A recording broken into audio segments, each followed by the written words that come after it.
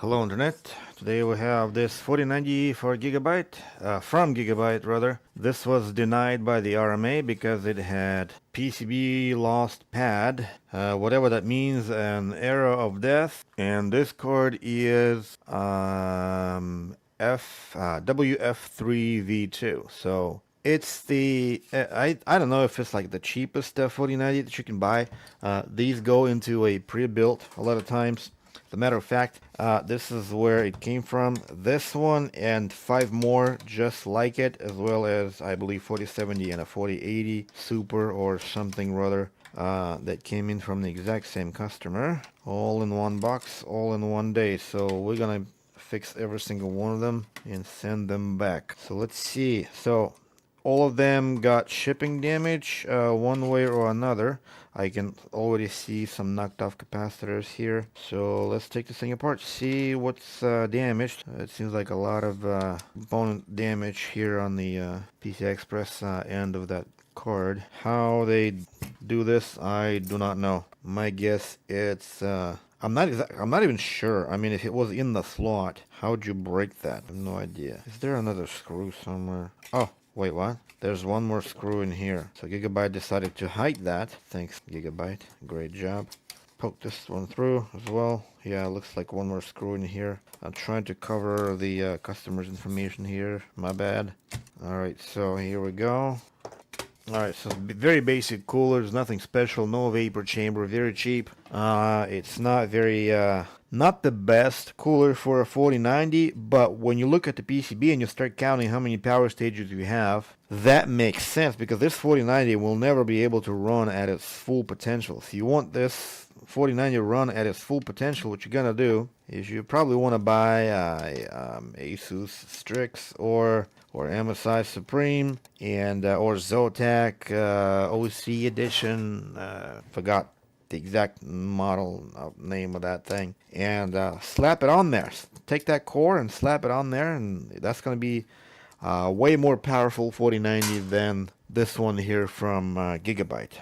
So that's basically one good way to upgrade the this budget one to a way better, more powerful, and most importantly, fuse protected. Because this one is not fuse protected. So, and we are running on some old UP9512 or whatever controllers here that are likely to be to cause short circuits and potentially killing your core. All right, so we're gonna go ahead put some stands off on here so we can work on it a little bit more comfortably. And let's go ahead and take a look at what we've got to work here today with. And so we're going to start from here. So there's a lot of damage already from what I can tell. Looks like we're missing the U-gate for the PCI Express detection. Capacitor's ripped. Yeah, so the logic is missing. Probably a resistor here that's missing. Let's get rid of that stupid sticker. We don't need it. And what else? So we're missing some of these caps. Probably need resoldering. So this cap here is ripped off. The trace is ripped off. These two caps, the trace is ripped off. This cap, the trace is barely there. No, it's ripped. Then we probably have some caps in here. Maybe resistors. I'm not exactly sure. This capacitor here looks like it survived, so we can solder back down. Another capacitor here, and that might be all there is. Who knows? With a damage like that, we might even have to go into with the reballing process. I don't know, because a lot of times damages like that, they do not just oftentimes you can't just fix this and then it's all good. From what I remember getting previous batch from that same customer, almost every single one of them needed a reball. So alright, we're gonna start fixing these things a little bit at a time. So we're gonna have to get some board view files to identify what components we have that are missing. Okay, so we can have a look around the board view to see if we're actually missing something. So I would imagine that we do in fact miss this resistor here. Unfortunately, this board view here does not give us any kind of values for the components, so we're just gonna have to figure this out. So some capacitors here, and what's interesting about these board views is that you cannot really tell exactly whether something's missing or not. So what really does help is looking at that exact same board when it's intact, and then compare the results. See here, then we're gonna need to solder these two capacitors, and it's a little bit hard to say, but I think, let's see, what do we have on the actual board view in this channel area here? So we would have a capacitor, two resistors, and what are we getting on the picture? A capacitor, two resistors, capacitor. Okay, so it looks like, yes, two resistors, and all those things need to be populated. In here we have two capacitors that we can ignore, but we can solder them back down.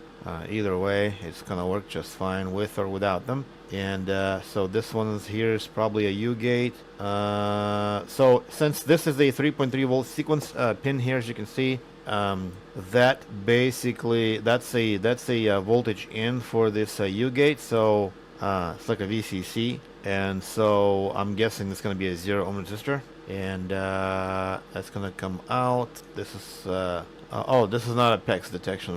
This is not the PCI Express detection U gate, as I thought earlier. If it was, it would have been a different one. It looks like the PEX reset goes to the front of the board. Yeah, it looks like it's going over here. So I thought it was this one, but doesn't matter. So let's go ahead and replace this U gate with whatever we can find, and then start replacing these missing components. Like this one here, for example.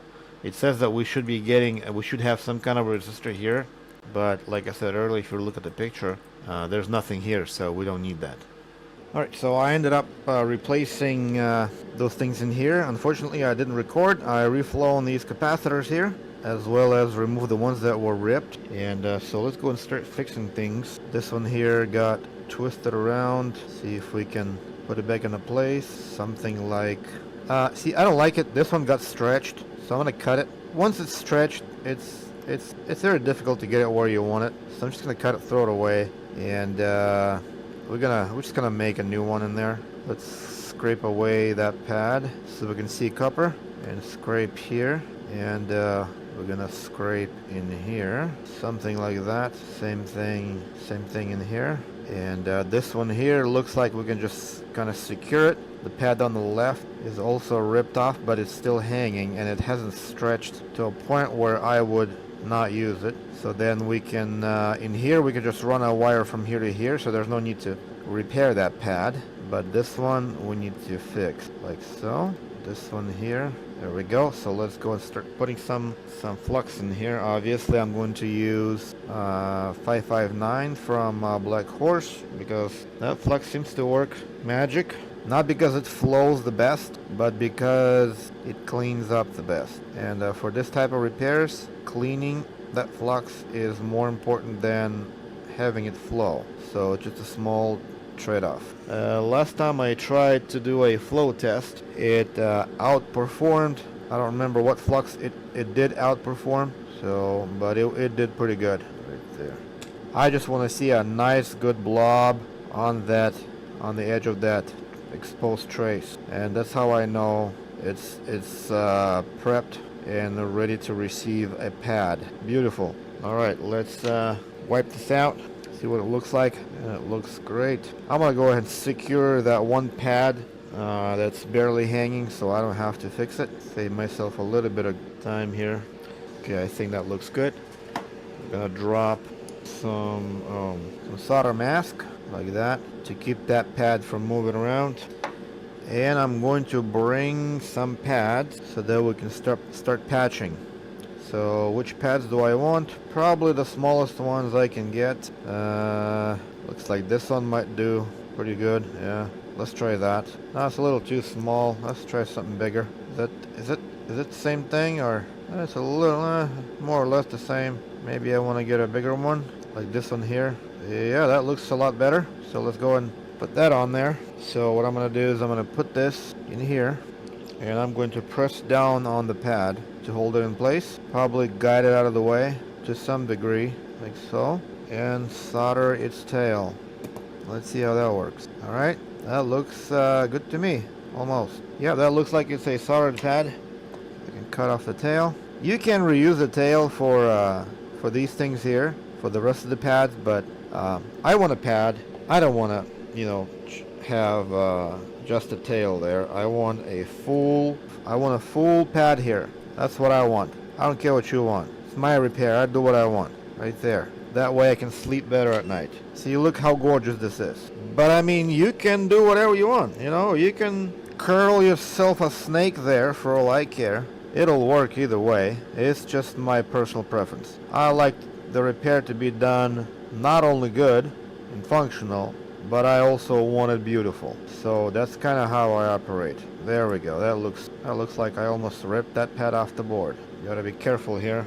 Okay, so let's cut this out and move on to the next one.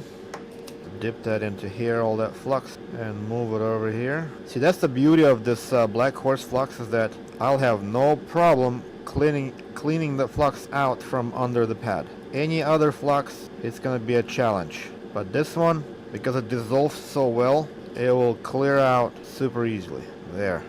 Right there. I think that everyone who's doing this kind of repair, or pretty much any kind of work in their life, there are two ways that you can do things. One way is you can do things right. That's one way. And then another way is when you can do things beautiful. So when you're doing it right, respect to you, because you're doing things right. But when you do things right, and then you go as far as making it look beautiful, that's a whole nother level of professionalism and expertise. It actually makes you feel good about yourself when you're done. That you know that you did a great job. Let's go ahead and touch up that tail just a little bit. Yes, there we go. And we got 2 more pads, and then this is where we can use the tails, because we're not going to be restoring a pad. We're just gonna connect those areas with the tail, so that way, I mean, you could just solder the resistor or the capacitor right to the edge of that resistor there. It's not going to be beautiful though, but we're not going to go overboard with this, and we're going to use a piece of tail, and it will look beautiful. All right, so there's one. I think it barely sits there. That trace is so tiny. I want to be super careful here. I'm going to retouch that just in case. And I'm going to keep it down as I cut the trace or the tail, because it seems to move a lot. So what I'm going to do is I'm going to solder that tail here like so, and then we'll be able to solder the capacitor without the need for a pad. See, just like that. You won't even know it's there. Alright, one more pad right here. Yeah, that looks really good. And cut that off, and then let's reuse that tail and solder it to the edge of that resistor, just like that. Perfect. So that's what I want to see. Now let's bring in those capacitors. We need to identify them first though. So how do we go about identifying them? Let's see. Well, we don't have, that's the Asus. We don't have the values of these capacitors. So this one's some kind of a capacitor. I can kind of wonder if we can identify these by on a donor board here. I don't know. These aren't the capacitors that I'm looking for. They might be these. I don't know. Let's see. So this capacitor is PEX RSVD. Let's see if we can find that same signal here. It was an RSVG6. So the RSVG6 goes into to the front, and it looks like, okay, so it looks like it's a one pick. Let's see if we have one on our donor board. And our donor board is Asus, and looks like we got these caps in here. Cool. So let's make sure that the other capacitor on the Gigabyte they gotta be the same, I think. Yeah. This one's also, this one is connected to this one here, so let's find that right there. And this one is also one picofarad, and this one was 1. So they're all 1 picofarad. So let's go and solder those, steal those from the Asus. Just want to double check that they're all one pic. Yep. And let's go and steal these and solder them to our Gigabyte. All right, here goes this guy, and one more. Oops, that flew away somewhere. All right, let's bring back the Gigabyte in here. I'm not going to solder them right now. You know what I should have done first is I should have cleaned the area, because I need to cure those tails first. Otherwise, I'm running into a risk of ripping these pads off. So let's go and get the flux off. I just want to solder these 2 pads, cure their tails with the mask because they might fly away, and I do not want that. I think that should be it. Let's see. Alright, now I think I am ready to solder those capacitors. So let's bring them in and solder them one by one. So this one's gonna be soldered into here. I think I need some, get that pad tin, like so. Okay, so here goes our first cap, right there. And then the tail. Perfect. Can't even tell. Now let's bring another cap. Let's flip the board over to make it a little bit easier, since I am right-handed and I need maximum control. There we go. Now let's get that tail right there. Perfect. Now it does look a little wonky. Moves a little bit. That's because it's ripped on both sides, but I'm sure it's soldered, so. Alright, let's clean this one up. This one is my biggest concern. Just gonna drop some alcohol, let it do its thing. Maybe we can bring in some hot air to help the process. Gotta be really careful. I do not want to move the Q-tip around a whole lot. Just kind of roll it over, so that way I don't accidentally rip these caps, because they are barely hanging right now. Probably try some air to blow these out. That definitely helps. A little more. I want these perfectly clean and perfectly dry. And the Black Horse Repair Flux is the one that makes it possible.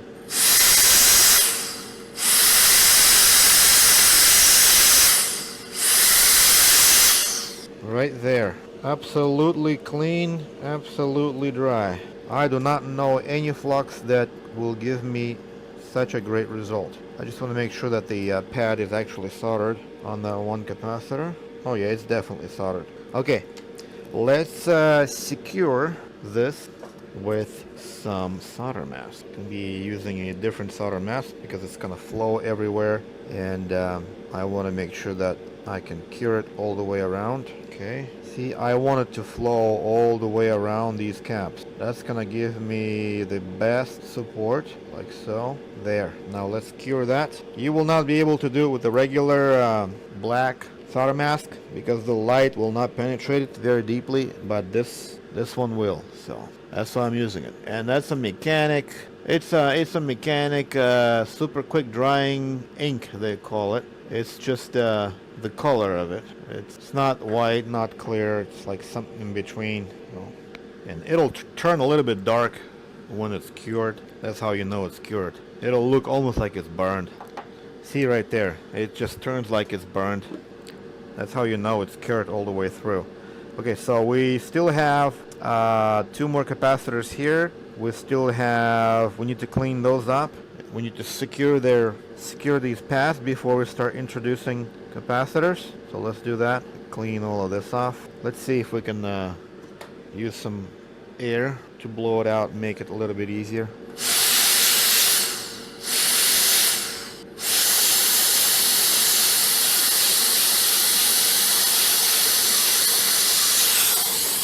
Yeah, that works really well. I might as well start doing that regularly. This one here needs a little bit more cleaning. Just a little bit. Perfect. Now that looks really, really good. Thank you, Black Horse, for your flux. Thanks, Steve. Alright, now let's apply some of that mask. And I'm going to use black mask here, it doesn't matter, because I'm going to be applying a very small layer, a very thin layer. Alright, I think that looks good. Let's go and cure that. Okay, now what I want to do is I want to figure out what are the other 2 capacitors that we still need to solder into here. Let's switch over to the desktop and figure out what these caps are. So it's going to be this guy here. That's going to be RSVD5 and the RSVD... That's not an RSVD. That's some kind of a PEX present. So if the RSVD5 on the TUF 3 RSVD5. Oh, okay. So it's the same one pick. And but what about this one here? This one's a PEX present 2. What value would that be? The PEX present 2 would be same. Oh, they're all the same. Nice. That's good to know. Every single cap in here is the same. Alright, that simplifies everything. So let's go ahead and put some flux in here. And let's steal those caps from the Asus and bring them over to here. Like that. One more. Perfect.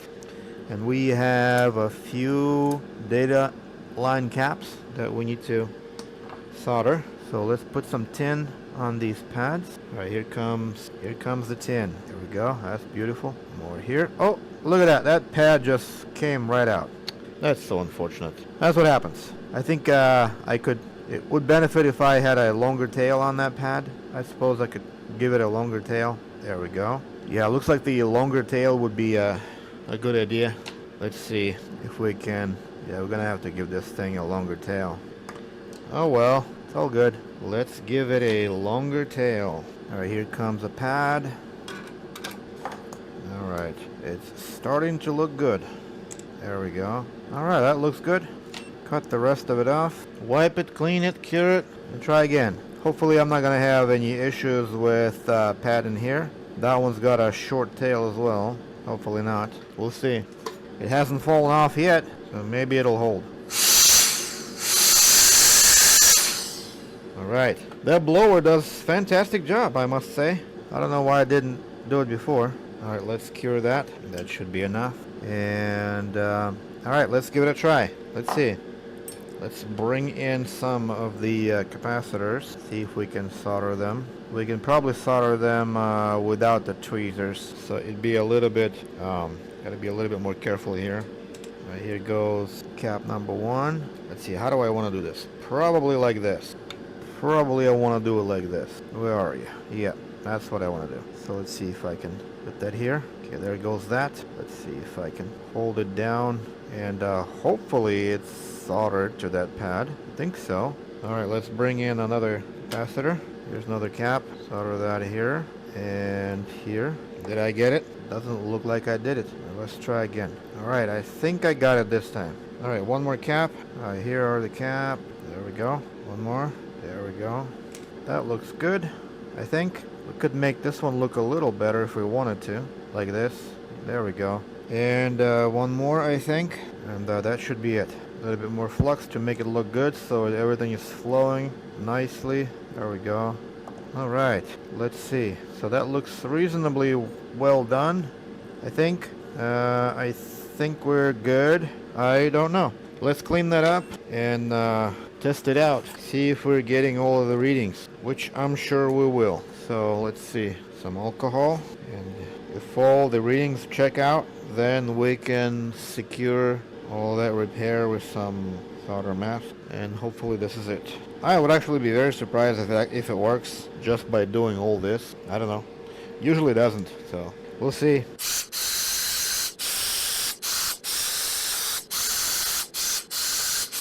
Alright, let's bring in the data line tester. See if we can see if we have all the lights lit up. Hopefully this is it. Yep, all the lights are on, so I guess we're good. And we can seal those caps. So since there's so many of them, I'm not going to seal them with that yellow stuff.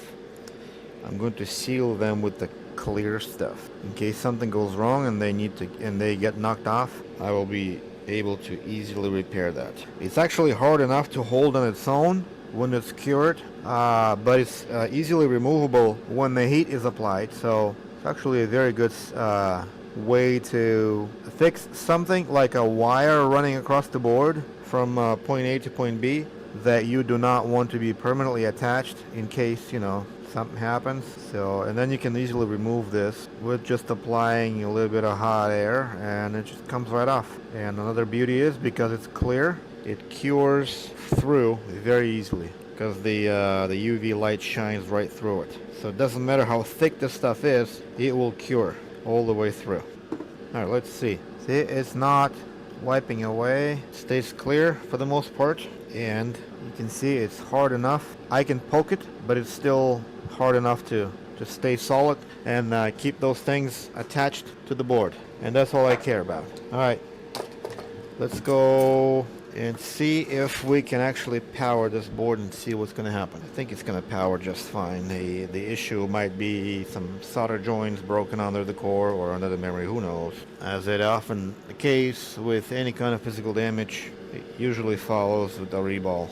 So, usually I have to reball whatever card comes in with the physical damage. Almost always the case. Alright, let's switch back to our new multimeter and check for shorts really quick. Something I should have done to begin with, but okay, so nothing here. Memory 5, 12, another 12. Okay, and then this one's here is also 12, I think. And PEX is good, and the core, believe it or not, this multimeter is actually capable of measuring resistance on the core. So what are we going to get? 0.3. So if we were to check the ground, 0.0, we can hit the real, and now we're actually getting the actual resistance of the core, 0.2. Perfect. That's another reason why this multimeter is good, because it's capable of reading the resistance of the core. So sometimes you solder the core, and something went with the board, it bulged or whatever, and then the core ended up sitting on its belly, and everything is shorted underneath, and you don't even know it until you power it on. And a lot of things can go wrong if you power it on with a shorted core. You can have driver MOSFETs blow out, or who knows what else. So let's see if this thing powers on. After reball, always check your core for a short. Now let's see what this board is doing. It's not doing anything illegal. Looks good. Let's power it on, or boot it up, rather. See what it does. Nope, it's not posting, as I suspected. Alright, let's run the memory test. Probably errors, depending on, I mean, that damage was quite significant, so it might be a busted board altogether. Sometimes it's worth to just reball the core first and then see, and then deal with the minor damages like that. But I was kind of hopeful that it would be okay. So much for hopes, I guess. Alright, so we got memory training on A1. Yep, okay. Turn this thing off, shut down. Okay, so next step. See, now I kind of regret using that clear UV mask on the back, because I gotta remove it now. Or maybe I can leave it alone, because I don't know if it's gonna survive a reball. It might. So, I mean, I don't really have a choice. If it's not gonna hold, then I'll just redo it. But I didn't expect to do a reball. If I knew I would need to do a reball on this, I'd probably use the yellow stuff, because it's a lot harder and more resilient to temperatures, especially for reballs. But it's okay. So let's reball this thing. Hopefully no rip pads, and if there are, hopefully not too many, because a lot of rip pads I will automatically not gonna bother with this, because they tend to come back for warranty, and that's not good for me or the customer. So in that case, what I would do next is to just transfer it over to an MSI Supreme or something. Not only that, it would give this card a good upgrade in terms of power delivery and whatnot. It will also have fuses that will protect the board from burning a hole in it if something does go wrong. But in this case, we don't have any kind of protection here other than the controllers themselves that aren't even smart enough to prevent that. I mean, they're smart enough to sort of take that into the account, but not smart enough to prevent it. But even if they were, it doesn't really matter. I've seen all these smart controllers blowing holes on the PCBs just as well as the dumb ones, so it doesn't really matter. What matters is the fuse. So let's get this thing reballed, and hopefully the repair on the back holds up.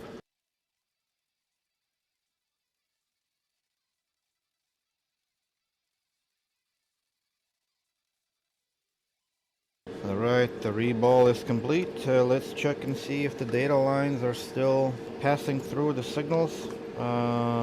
Looks like it held up. Alright, let's check for resistances really quick. Make sure no shorts. This is 1.8, I believe. 12, 12, 12, 5. Memory, PEX. Let's check for the core. The core is reading 0.3 minus 0.1 the probes themselves, or the cables. Alright, now let's power this thing on, see what it does. Hopefully we get it fixed today. I got like 5 more of these exact same cards, and 150 plus people on the wait list. Okay, everything is looking good from here. Alright, so looks like we had some rip pads on this memory chip, and the board itself had a little twist. So if I were to just fix the pads under the chip and then reflow the core would not sit flat. And that is exactly why I do not ever reflow the core of a card that I haven't reballed before. So when I reball the core, I kind of know, I can see if the board is twisted or not, then I compensate for the twist, if there is one, to allow the core to settle flat. And but if it's a new card, even if it's brand new, it could still have a twist, and I do not trust. I do what needs to be done in order to get it right. And the reflow a card that you never had before, that you didn't just reball, is a big no-no. Alright, so hopefully this is all there is. See if it posts. No beeps. I think it's posting. There we go. Alright, perfect. That would be it. I'm gonna go ahead and assemble this thing together. A run test, make sure everything's okay. No reason to think that there wouldn't be. This is not an EVGA, thankfully. There's hardly ever any issues regarding power deliveries of any card pretty much, except for EVGAs. EVGAs and their power delivery distribution, shared PWM signal across multiple driver MOSFETs, it was a terrible design. I don't know. Why couldn't they just use doublers or something? Though doublers are a point of failure. They were a point of failure on the 10 series cards as well. But it is what it is. All right, that would be it. Thank you for watching. Hopefully this was entertaining, maybe educating, and I expect you to post a comment at the very least, and hit the like button if you like it, and subscribe if you'd like to see more. And I'll see you later. Goodbye. Oh, and if there's anybody from Gigabyte that's watching this, please do a world a favor and stop placing these stupid stickers on the card. Use something else. Use something that does not stick anywhere near as hard as these, because these are hard to remove. A regular person will be scraping this away, and I have to apply heat to get this thing off. This shouldn't be necessary. You do not have to create a problem that doesn't need to exist. Yeah, look at this. All that stuff needs to be cleaned up right now. And if I use alcohol, hopefully none of that fancy paint of yours will fade. Looks like it held up. Held up this time. You got lucky.